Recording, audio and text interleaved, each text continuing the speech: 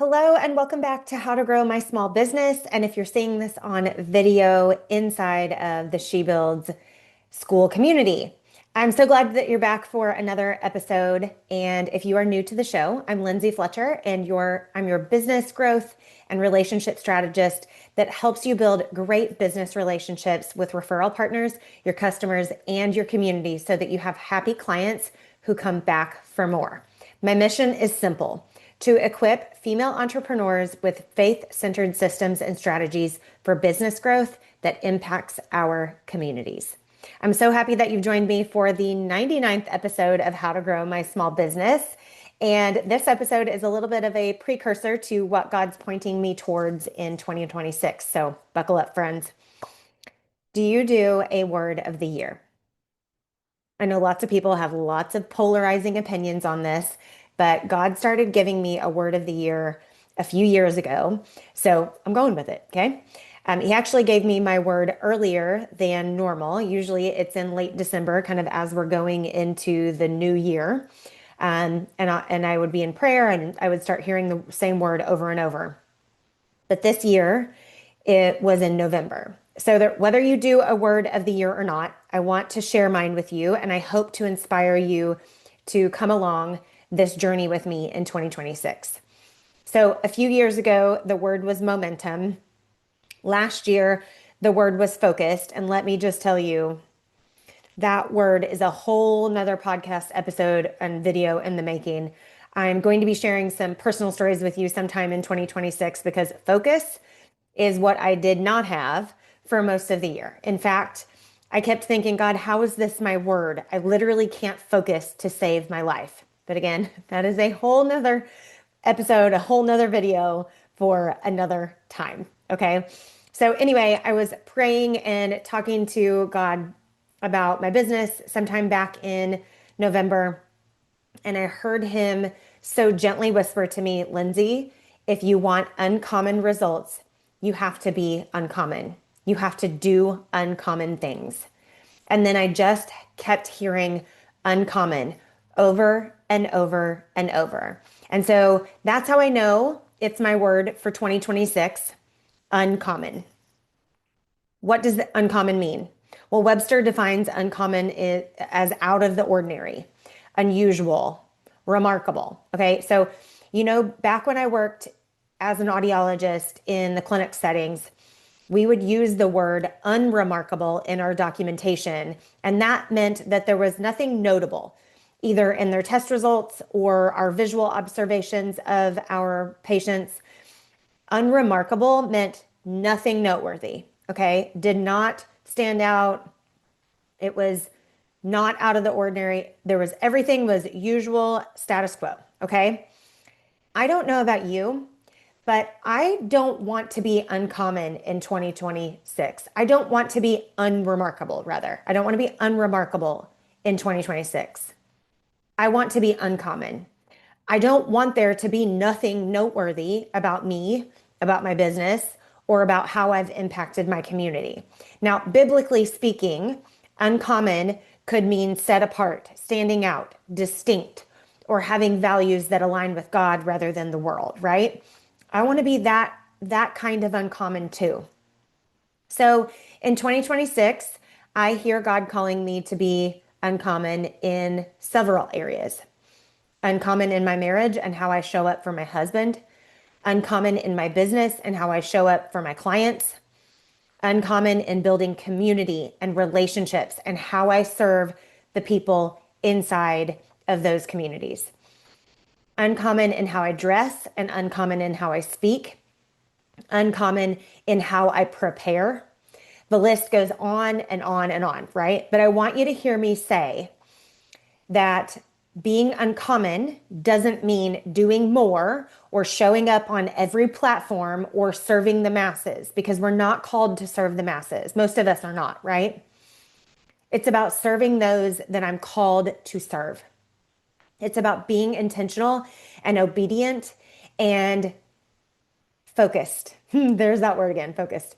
That's, again, another podcast episode, another video for another day, okay? It's about staying in my lane when all I want to do is veer into another lane and do this thing over here, okay? Uncommon means not following hustle culture. It means not copying what everyone else is doing just for the sake of doing what they're doing.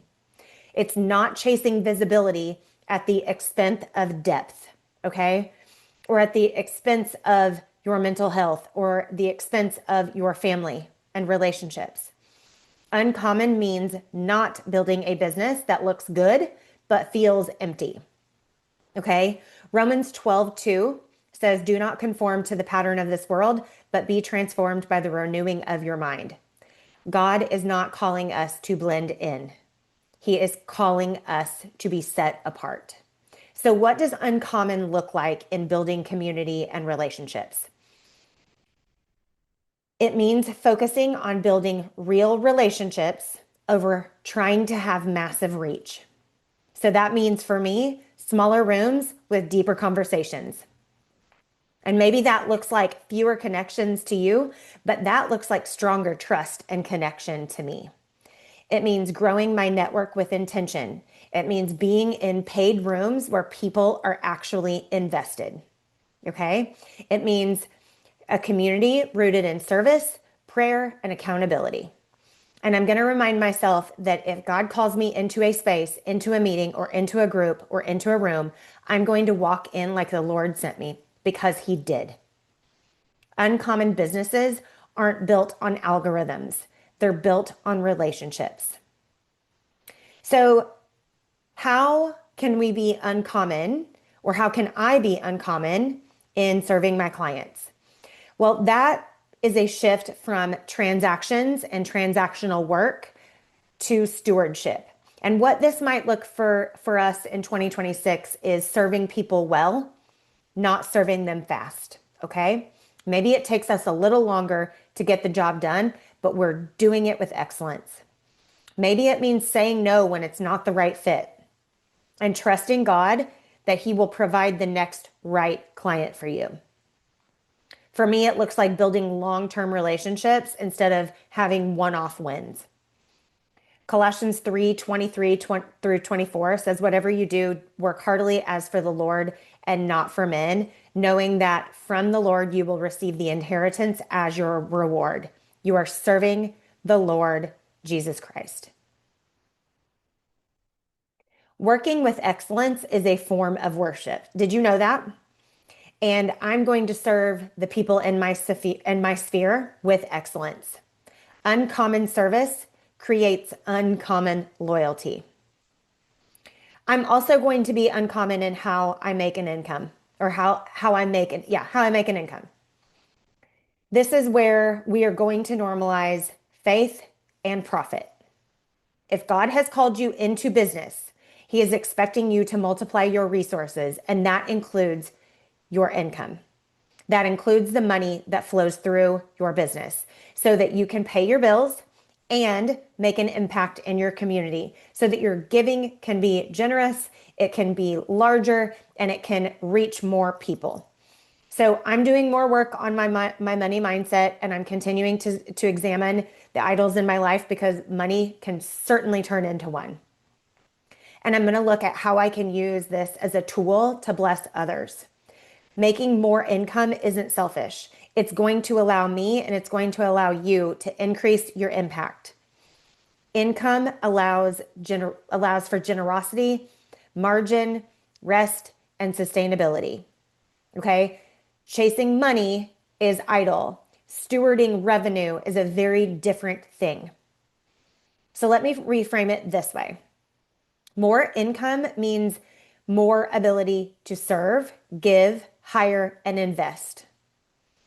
Less burnout equals more longevity in your business. So I'm not chasing money in 2026. I'm stewarding it. Now, being uncommon also means leaving some things behind, leaving them right where they need to be back in 2025. And I'm not taking them into 2026. So here are some of the things that I'm not doing that I'm going to be uncommon in 2026. I'm leaving behind overcommitting myself, having too many offers. I'm not going to do things out of obligation or because the gurus say that I have to be, here, there, and everywhere. I am not going to say yes to stay visible. And I'm not hustling instead of listening to what God is calling me to do. I'm going to stop negotiating with God. Woo, that is a big one for me. That might be a really hard one because the good sales girl in me thinks that everything is negotiable. But I absolutely know that God's plan is better for my life than mine, than my own plan. Okay. Goodness gracious. This is going to be a hard one for me. But I'm going to try to stop negotiating with God and I'm just going to try to be obedient the first time. So let me ask you this. What feels common? Or rather, maybe what's something that everyone else is doing that God is calling you to release in your business and leave in 2025? This is a friendly reminder that God whispers. He never ever yells. Even though I wish he would, I wish there would be like a flashing neon sign, right? Or he would be like, hey, Lindsay, go this way, right? It's those gentle nudges where you feel like you're supposed to go another direction, but the world is telling you to do it their way.